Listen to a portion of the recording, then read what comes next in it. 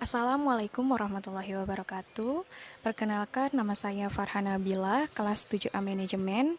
Sebelumnya saya berterima kasih kepada Bu Sri Nuning Mulatsih, SEMSI selaku dosen mata kuliah Akuntansi Manajemen yang telah memberikan kesempatan bagi saya untuk melakukan presentasi mengenai analisis merger tiga bank syariah, yaitu PT BRI Syariah, PT BNI Syariah, dan PT Bank Mandiri Syariah.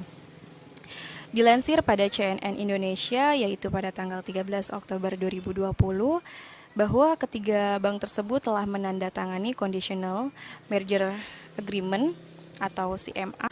Lalu, apa sih sebenarnya tujuan ketiga bank tersebut melakukan merger? Apakah di salah satu antara bank tersebut ada yang mengalami kegagalan bisnis atau kolaps?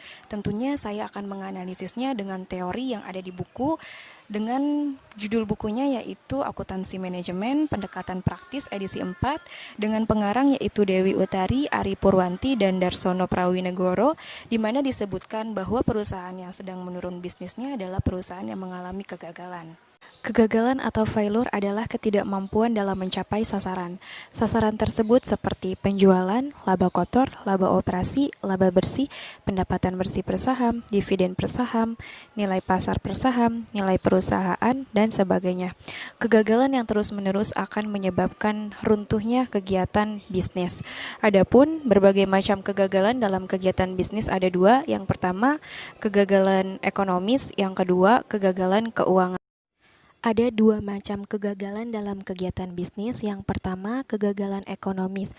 Kegagalan ekonomis ialah ketidakmampuan pendapatan atau revenue perusahaan untuk menutup beban-bebannya atau expense. Ada 3 poin. Yang pertama, pendapatan atas penjualan tidak cukup untuk menutup harga pokok penjualan, berarti perusahaan laba kotornya negatif. Yang kedua, pendapatan atas penjualan tidak cukup untuk menutup biaya operasi seperti harga pokok penjualan ditambah beban pemasaran ditambah beban administrasi.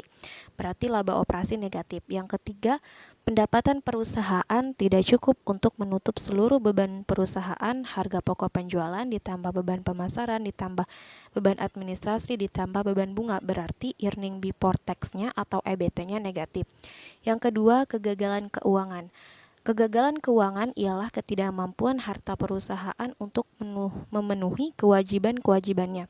Kegagalan keuangan mempunyai dua segi. Yang pertama, harta lancar perusahaan tidak cukup untuk memenuhi semua kewajiban yang jatuh tempo atau perusahaan tidak liquid.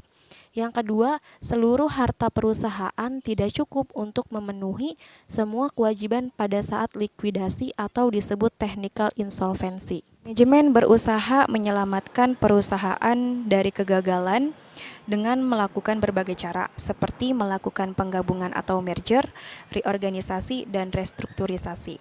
Perusahaan yang tidak bisa diselamatkan akibat dari kegagalan dalam mengelola bisnisnya bisa dikatakan bangkrut. Lalu, apakah ketiga bank syariah tadi ada yang mengalami kegagalan atau kolaps sehingga harus melakukan merger? Apalagi di masa pandemi sekarang banyak perusahaan-perusahaan yang penjualannya itu menurun.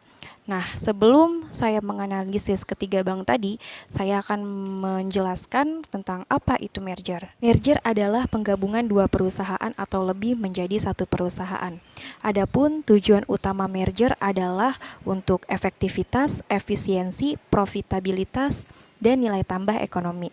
Sebelum perusahaan melakukan merger, pada umumnya salah satu atau keduanya atau semuanya tidak bekerja secara efektif, efisien, dan tidak mampu menghasilkan laba sesuai rencana, dan tidak mampu menghasilkan nilai tambah ekonomi. Mari kita analisis contoh kasus tadi menggunakan dua jenis kegagalan untuk membuktikan apakah di tiga bank tersebut salah satunya ada yang mengalami kegagalan atau kolaps. Nah, dengan melihat laporan laba rugi atau neraca di ikhtisar laporan keuangan, selanjutnya kita akan menganalisis kegagalan ekonomis menggunakan laporan laba rugi BNI Syariah 5 tahun terakhir, yaitu pada tahun 2015 sampai 2019. Di sini, laba kotornya tidak bernilai negatif, artinya pendapatan atas penjualannya masih cukup untuk menutup harga pokok penjualan. Yang kedua, laba operasinya juga tidak bernilai negatif, bahwa pendapatan atas penjualannya masih cukup untuk menutup biaya operasi. Yang ketiga, laba sebelum pajak atau earning before tax-nya tidak juga bernilai negatif, artinya pendapatan perusahaan juga masih cukup untuk menutup seluruh beban perusahaan. Dapat disimpulkan bahwa BNI Syariah ini tidak mengalami kegagalan.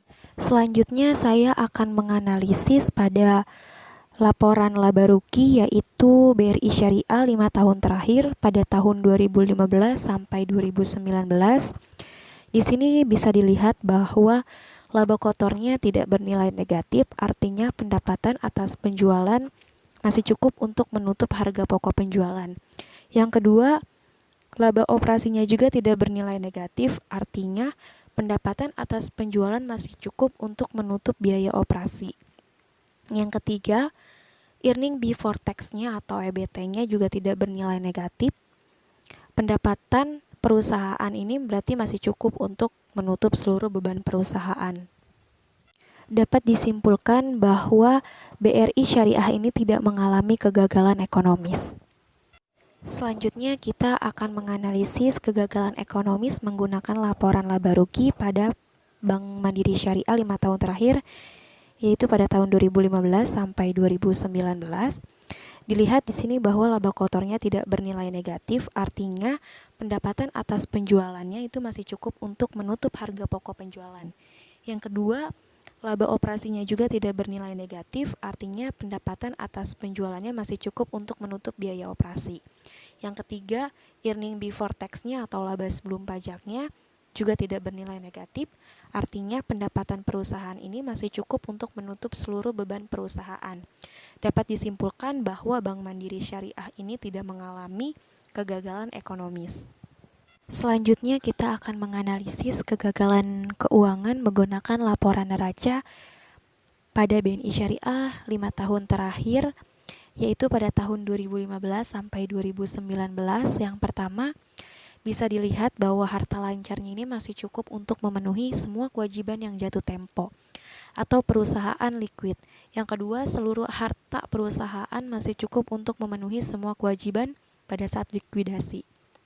Kesimpulannya, Bank BNI Syariah ini tidak mengalami kegagalan keuangan karena total asetnya lebih besar daripada jumlah liabilitasnya. Artinya perusahaan liquid sehingga bisa memenuhi semua kewajiban atau utangnya.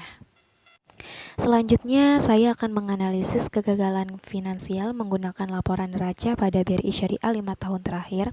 Yang pertama, harta lancar ini masih cukup untuk memenuhi semua kewajiban yang jatuh tempo atau perusahaannya liquid. Yang kedua, seluruh harta perusahaan masih cukup untuk memenuhi semua kewajiban pada saat likuidasi. Kesimpulannya, pada BRI Syariah ini ia tidak mengalami kegagalan keuangan karena total asetnya lebih besar daripada jumlah liabilitasnya. Artinya perusahaan liquid sehingga bisa memenuhi semua kewajiban atau utangnya.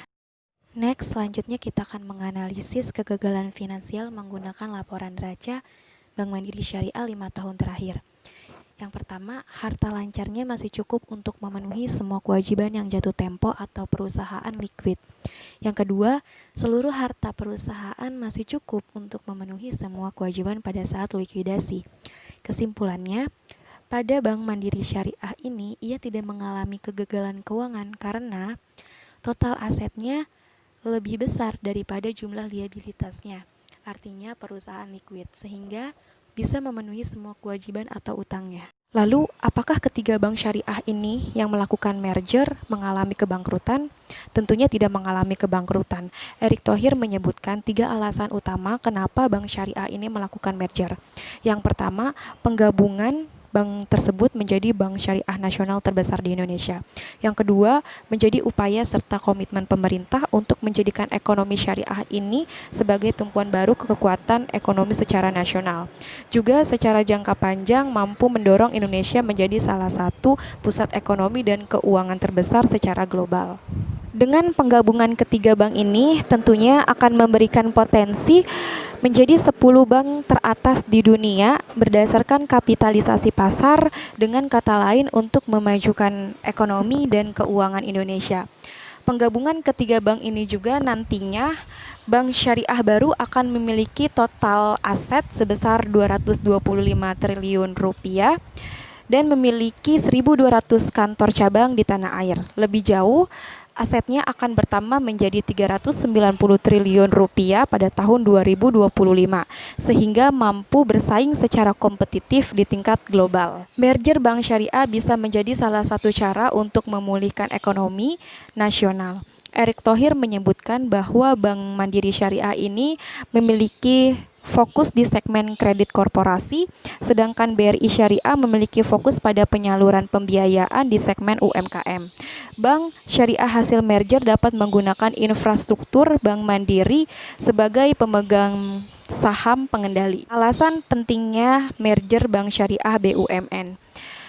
Dengan merger ini, Bank Syariah bisa lebih efisien dalam penggalangan dana, operasional, pembiayaan, dan belanja.